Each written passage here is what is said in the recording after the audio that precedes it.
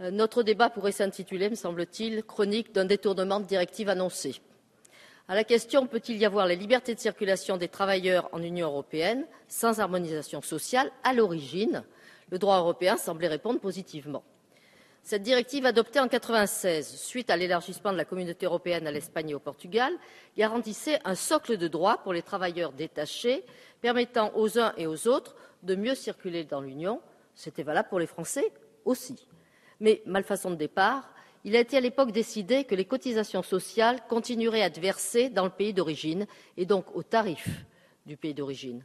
Concrètement, cela signifie qu'une entreprise espagnole peut fournir la même prestation qu'une entreprise française pour un coût de 30% inférieur et remporter le marché du tramway de Toulouse, Madame la Présidente de la Commission des affaires sociales. Cet exemple n'illustre qu'une partie du problème. Il s'agit là d'un dumping social légal organisé par la directive.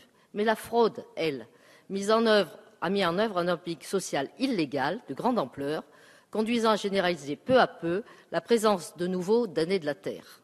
La rénovation du carré jaune à Clermont-Ferrand, qui est la ville dont je suis élue, a ainsi été assurée par des ouvriers guinéens, portugais et polonais, logés dans des bungalows pour 80 €, travaillant 55 heures par semaine, sans respect de convention collective bien sûr, au tarif horaire de 2,86 €.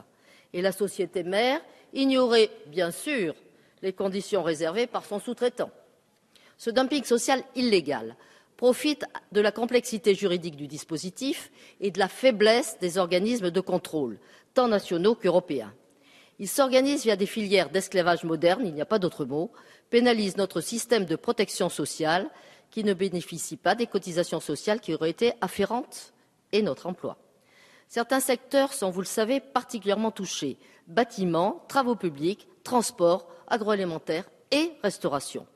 Mais ce phénomène commence à essaimer dans d'autres secteurs et inquiète beaucoup les PME, ce qui se comprend tout à fait, ce qui inquiète aussi beaucoup les artisans.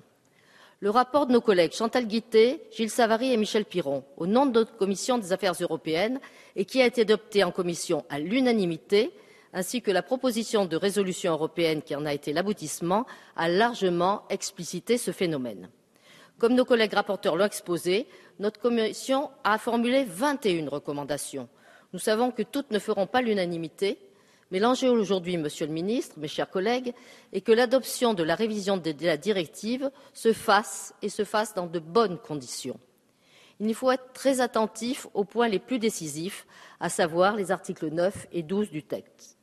Concernant l'article 9, il est indispensable que soit édictée une liste ouverte des mesures de contrôle que peut imposer l'État membre d'accueil à une entreprise étrangère détachant des travailleurs sur son territoire. Par ailleurs, et c'est l'objet de l'article 12, la responsabilité conjointe et solidaire du donneur d'ordre doit être édictée et plus encore contrôlée de manière ambitieuse au niveau national. Il faut rester vigilant quant aux fausses filiales, faux sous-traitants, faux travailleurs indépendants. Cette question de la responsabilité des sociétés mères, d'ailleurs, se pose à l'intérieur comme à l'extérieur de l'Europe. Nous sommes quelques-uns dans cette Assemblée à travailler sur le sujet. Je souhaiterais, pour conclure, profiter de ma présence à cette tribune pour insister à nouveau sur la question de fond que posent les dérives de cette directive. Comment organiser la circulation de travailleurs en Europe de manière équitable pour concourir à la dignité de tous, parce que c'est bien de dignité humaine qu'il est question dans cette affaire. Vous avez dévoilé la semaine dernière, Monsieur le Ministre, un plan de lutte contre le travail illégal et le détachement abusif qui montre votre volonté en la matière. Je m'en réjouis. Il y va en effet de la protection de l'emploi.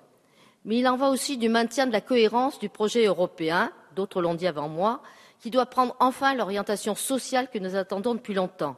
L'Allemagne s'apprête à adopter un SMIC. Ça va dans le bon sens, mais ça ne va pas jusqu'au bout d'une obligation à terme de salaire minimum dans chacun des États de l'Union. Ça aurait du sens. Partout en Europe, les taux de pauvreté augmentent, tandis que le chômage continue de cloître, singulièrement chez les jeunes, même si des mesures sont prises en France comme dans le reste de l'Union. Parallèlement, l'euroscepticisme croît dangereusement et le populisme explose. Aussi, il est plus qu'urgent de montrer que l'Union peut trouver des réponses aux difficultés sociales, économiques. Cette directive en est l'illustration. Soyez assuré, Monsieur le Ministre, que notre Assemblée vous soutient dans votre volonté de lutter contre les détachements abusifs et que nous savons que vous défendrez avec ardeur cette question lors du Conseil des ministres des Affaires sociales du 9 décembre prochain, c'est-à-dire presque demain. Je vous remercie.